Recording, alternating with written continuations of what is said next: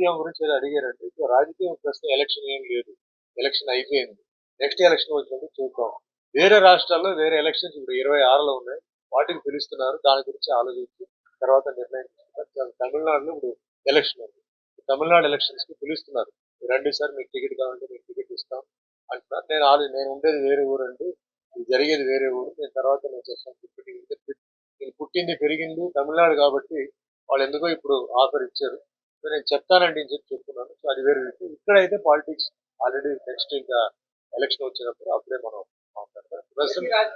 Present running government ఏదైతే ఉన్నాయో మనం అందరూ సపోర్ట్ చేయాలి. ఎందుకంటే మన అందరూ బాగుపడాలి, అందరూ మంచిగా ఉండాలంటే సపోర్ట్ చేయాలి. ఎందుకంటే వాళ్ళు కొన్ని ప్రాజెక్ట్స్ చేస్తున్నారు. కొంచెం టైం పడవచ్చు, కొన్ని ఇమీడియట్ గా అవ్వచ్చు.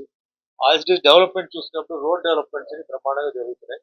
ఒక్కొక్క డెవలప్మెంట్ బాగానే జరుగుతున్నాయి. కొన్ని సెక్టర్స్ లో కొంచెం లేట్ అవుతుంది.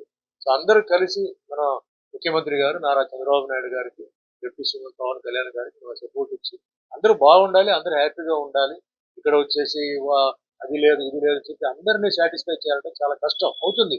టైం పడుతుంది. వాళ్ళకి అందుబాటులో ఏది ఉందో అది వాళ్ళు చేస్తున్నారు. అది కొంచెం సహకరించాలి.